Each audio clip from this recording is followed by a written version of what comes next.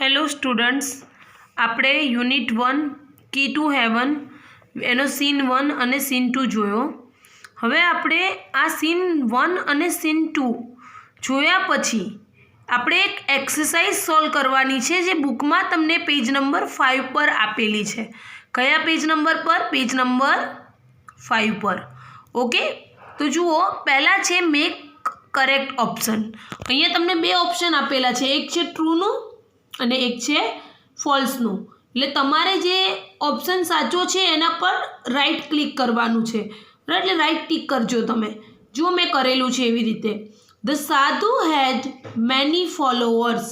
સાધુને ઘણા બધા ફોલોવર્સ હતા. True or false? તો આ કેવું છે? ટ્રુ. તમને બધાને જ ખબર છે કે સાધુને ઘણા બધા ફોલોવર્સ હતા. The king wanted to meet the સાધુ. એટલે જે રાજા હતા એને સાધુને મળવું હતું. તો ના, મેં તમને લાઈવ લેક્ચરમાં વાત કરી હતી કે રાજાને સાધુને મળવું નહોતું, પણ રાજાને સાધુ વિશે જાણવું હતું. તો અહીંયા શું આવશે? ફોલ્સ આવશે. તેનાલી રામન હેડ નો રિસ્પેક્ટ ફોર ધી ફેક સાધુ. તેનાલી રામનને ખોટા સાધુ માટે કોઈ જ પ્રકારની રિસ્પેક્ટ હતી નહીં. તો આ વાક્ય કેવું છે? સાચું છે. એટલે આપણે અહીંયા કરીશું ટ્રુ. ધ સાધુ વોઝ રિયલી હોલી મેન. જે સાધુ હતા એ ખરેખર પવિત્ર માણસ હતા. True or false? હવે મેં તમને વાત કરી હતી કે જો પવિત્ર માણસ હોય તો એને કોઈ જ પ્રકારની એક્સપેક્ટેશન્સ હોય નહીં, પણ આ સાધુ તો દરેક વ્યક્તિની પાસેથી ભેટ સ્વીકારતા હતા. એટલે અહીંયા શું આવશે? ફોલ્સ આવશે. બરાબર. ધ સાધુ હેડ અ મેજિકલ બેર્ડ. તો સાધુની જે દાઢી છે એ મેજિકલ એટલે કેવી હતી? જાદુઈ હતી.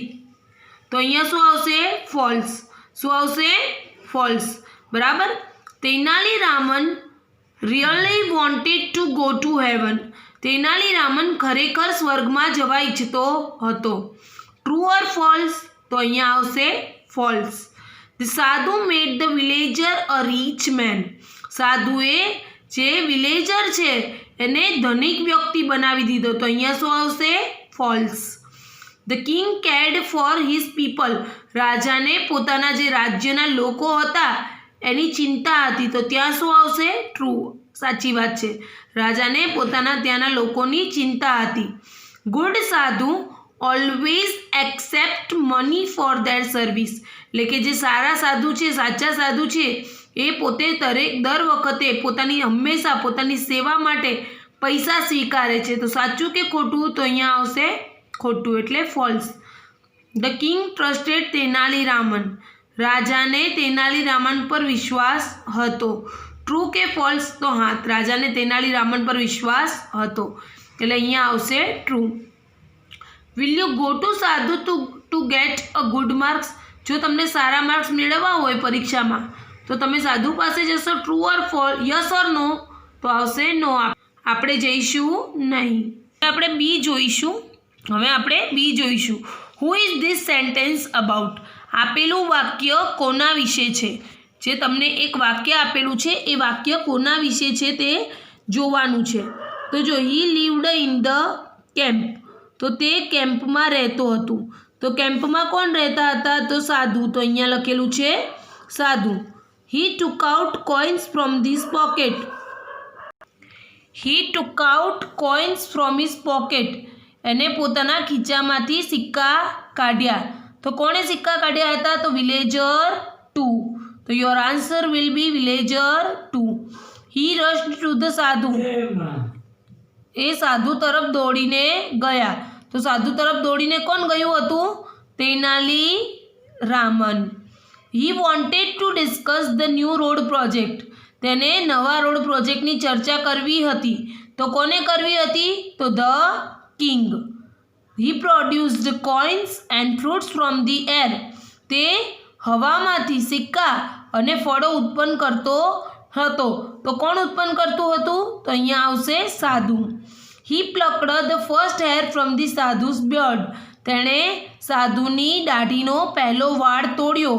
તે વ્યક્તિ કોણ હતી? તો અહીંયા આવશે તેનાલી રામન. હવે આપણે જોઈશું હી કેમ ફ્રોમ ધ હિમાલય. હિમાલયથી કોણ આવ્યું હતું? તો અહીંયા આવશે સાધુ. ત્યારબાદ છે હી ટુક અવે ધ શેક, તે શેક એટલે કોથળો લઈ ગયો. કોણ કોથળો લઈ ગયો? સાધુ આસિસ્ટન્ટ, સાધુનો જે મદદનીશ હતો એ કોથળો લઈ ગયો હતો. પછી કહે છે where did the king's minister go, એટલે કે જે રાજા છે એના મંત્રીઓ છે એ ક્યાં ગયા હતા? તો તમને બધાને ખબર છે કે રાજાના મંત્રીઓ ક્યાં ગયા હતા? તો કોર્ટમાં. તો આપણે કઈ રીતે લખીશું? ધ કિંગ્સ મિનિસ્ટર્સ, ગોનું શું લેવાનું? Went. The king's ministers went to the sadhu's camp. અહીંયા ડીડ આપેલું હતું એટલા માટે મેં અહીંયા ગોનું વેન્ટ કરેલું છે કે king's minister went to the sadhu's camp. What did the people offer to the sadhu? તમને ખબર છે કે લોકો સાધુને શું વસ્તુ ઓફર કરતા હતા, શું વસ્તુ ધરતા હતા? તો જો સોનાના સિક્કા, પહેલાં આપણે ગુજરાતીમાં વિચારીએ. સોનાના સિક્કા, કપડાં, પ્રાણીઓ, અનાજ, શાકભાજી અને ડ્રાયફ્રૂટ.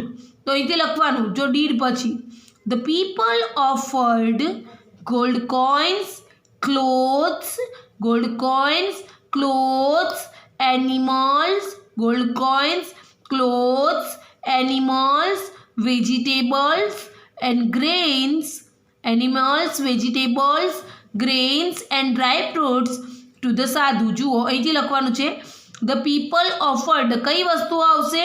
તો gold coin, clothes, animals, vegetables, grains and dry fruits to the sadhu. What did sadhu do by પૂજા? સાધુ પૂજાથી શું કરતા હતા? તો કોઈ પણ બીમારીનો ઇલાજ કરતા હતા. તો ધ સાધુ, ઇલાજ કરવો એટલે ક્યોર્ડ. ધ સાધુ ક્યોર્ડ એની ઇલનેસ, એટલે કોઈ પણ બીમારી. ધ સાધુ ક્યોર્ડ એની ઇલનેસ બાય પૂજા. સાધુ ઇલાજ કરવો એટલે ક્યોર્ડ શેનો? ઇન એની ઇલનેસ, શેનાથી? તો by puja. What was the sadhu's promise to the villager to? તો સાધુએ વિલેજર ટુને શું પ્રોમિસ કર્યું હતું? તો લખવાનું ધ સાધુ પ્રોમિસ્ડ, ધ સાધુ પ્રોમિસ્ડ શું કીધું હતું? ટુ મેક રીચ, એ હું તને ધનિક બનાવીશ. Sadhu promised to make rich villager two. બરાબર. Who plucked the first hair from the sadhu's beard? કોણે સાધુની દાઢીનો પહેલો વાળ તોડ્યો હતો? તૈનાલી રામન. તો અહીંયા આપણે લખીશું Tenali Raman plucked the first hair from the sadhu's beard. Tenali Raman plucked the first hair from the sadhu's beard. What should we do to become a rich? Get a good job, remain always healthy. Students, here 3 questions given. First question is what should we do to become a rich? આપણે ધનિક બનવું હોય તો શું કરવું જોઈએ? તો લખવાનું we should do, આપણે લખવાનું કે આપણે મહેનત કરવી જોઈએ. તો we should work hard. We should work hard to become a rich. We should work hard to become a rich. ફરી બીજો ક્વેશ્ચન છે ગેટ અ જોબ. જોબ મેળવવા માટે શું કરવું પડે? તો ભણવું પડે. તો we should study two get a job. હવે હેલ્ધી રહેવું હોય તો શું કરવું પડે? સારું સારું ખાવાનું ખાવું પડે. તો આપણે લખીશું we should eat good food. We should eat good food two remain always healthy. હંમેશા હેલ્ધી રહેવા માટે આપણે સારું ખાવાનું ખાવું જોઈએ. બરાબર. ત્યારબાદ છે find the words from the lesson and mean the following. તમારો શબ્દ સમૂહ આવતો હતો ને, આ એવું છે ગુજરાતીમાં જેમ આવે ને શબ્દ સમૂહ, આ એવો ક્વેશ્ચન છે કે તમારે પાઠમાંથી આ એક તમને લાઈન આપેલી છે એના માટે કયો શબ્દ પાઠમાં વપરાયેલો છે એ ગોતવાનો છે. અને એ લોકોએ તમારી સરળતા માટે અહીંયા પહેલો જે શબ્દ છે એ તમને અહીંયા આપેલો છે. The first letter printed in the bracket. અને જે પહેલો શબ્દ છે અહીંયા તમને છાપેલો આપેલો જ છે. A country ruled by king, એટલે કે કન્ટ્રી એટલે એવો દેશ જેનું શાસન રાજા કરતો હોય, રાજાનું રાજ્ય, એને શું કહેવાય? કિંગડમ કહેવાય. એથી કિંગ લેવાનું. કિંગડમ એટલે જે રાજ્ય પર રાજ કરતો હોય એને કિંગડમ કહેવામાં આવે છે. ત્યારબાદ a way to addressing religious leader, કોઈ ધાર્મિક વ્યક્તિ હોય, બરાબર, એ ધાર્મિક વ્યક્તિ છે એને સંબોધન કરવા માટે કયો શબ્દ વપરાય? તો યોર હોલીનેસ, યોર હોલીનેસ, બરાબર. ત્યારબાદ people believe that good people go to this place after the death. લોકો એવું માને છે કે મૃત્યુ પછી આપણે સારા લોકો એ જગ્યાએ જાય. તો કઈ જગ્યાએ જાય? આપણે એમ કહીએ કે સ્વર્ગમાં જવા મળે મને. તો સારા લોકો મૃત્યુ પછી ક્યાં જાય? સ્વર્ગમાં. તો સ્વર્ગને ઇંગ્લિશમાં શું કહેવાય? હેવન. શું કહેવાય? હેવન. તો HEAVEN. રન આફ્ટર સમવન, કોઈકની પાછળ દોડવું, તો એને શું કહેવાય? ચેઝ. તો એનો સ્પેલિંગ છે CHASE, ચેઝ. ચેઝ એટલે પીછો કરવો, કોઈકની પાછળ દોડવું. The police does this to the thief. Police છે એ ચોર સાથે શું કરે? ચોરને શું કરે પોલીસ? અરેસ્ટ. શું કરે? Arrest. ARREST. A way of addressing king, રાજાના માટે વપરાતું સંબોધન કયું છે? Your majesty, your majesty. A person in the king's court, રાજાના દરબારની જે વ્યક્તિ છે એને શું કહેવામાં આવે છે? તો કોર્ટિયર. શું કહેવામાં આવે છે? કોર્ટિયર. બરાબર. તો સ્ટુડન્ટ્સ આપણે આ રીતે એમાં જોયું ટ્રુ એન્ડ ફોલ્સ, બરાબર, ખ્યાલ આવી ગયો બધાને. ત્યારબાદ બીમાં આપણે જોયું who is this sentence about. તમને એક વાક્ય આપેલું છે, એ વાક્ય કોના વિશે છે તે આપણે જોયું. ત્યારબાદ આન્સર ધ ફોલોવિંગ ક્વેશ્ચન, આપણે થોડા ક્વેશ્ચન આન્સર જોયા. ત્યારબાદ તમને એક વાક્ય આપેલું છે, એ વાક્ય માટે આપણા પાઠમાં કયો શબ્દ વપરાયો છે એ શબ્દ તમારે ગોતીને લખવાનો છે. અને તમારી સરળતા માટે અહીંયા તમને એ શબ્દનો પહેલો અક્ષર તમને આપી દીધેલો છે. તો સ્ટુડન્ટ્સ આ સાથે આપણે જોઈશું કે આમાં આ યુનિટ 1 છે, એમાં ઘણી બધી એક્ટિવિટી છે. એમાં આ જે એક્ટિવિટી છે imagine you are Tenali Raman and tell the king what happened, તો આ એક્ટિવિટી કેન્સલ છે. ત્યારબાદ છે રીડ એન્ડ એન્જોય, તો તમારે રીડ કરવાનું છે અને એન્જોય કરવાનું છે, તો એ તમે રીડ કરજો. ત્યારબાદ એક્ટિવિટી 3 છે, એમાં છે રીડ ધ ફોલોઈંગ પેસેજ. તો જુઓ, હું ફોલોઈંગ પેસેજ એટલે કે નીચેનો ફકરો વાંચું છું. John is an Acrobat. Acrobat એટલે કે આપણે તમે જાઓ તો જોકર કેવું હોય છે ને સર્કસમાં, એને અહીંયા એક્રોબેટ કીધું છે, બરાબર. કે જોહન એક જોકર હતો, એક્રોબેટ હતો, જે સર્કસમાં કામ કરતો હતો. He works in a great global circus. એ ગ્રેટ ગ્લોબલ સર્કસમાં કામ કરતો હતો. He practice is very hard for his work, for his show. એના શો માટે બહુ જ સખત પ્રયત્નો કરતો હતો. He can perform high swing, બરાબર, એ ઊંચા હિંચકા પરથી પરફોર્મ કરતો હતો. He can ride મોનોસાઇકલ. મોનોસાઇકલ એટલે એક પૈડાવાળી સાયકલ આવે ને, એને મોનોસાઇકલ કહેવાય. He can walk on the rope at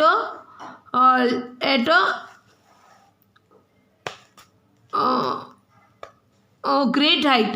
ઊંચાઈ હોય ને એના પર એ ચાલી શકતો હતો. દોરડું હોય ઊંચું, એના પર એ ચાલી શકતો હતો.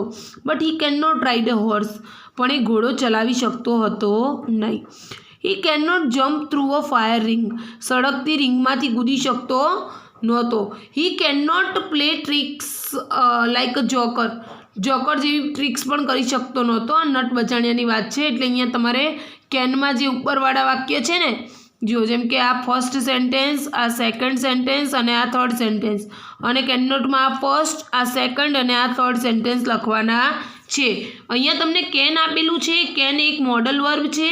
તેનો ઉપયોગ આપણામાં કોઈ કાર્ય કરવાની ક્ષમતા હોય, એબિલિટી હોય તેવું દર્શાવવા માટે થાય છે. તો અહીંયા રોબોટની એબિલિટી અહીંયા તમને એક જોકરની એબિલિટી દર્શાવવામાં આવેલી હતી.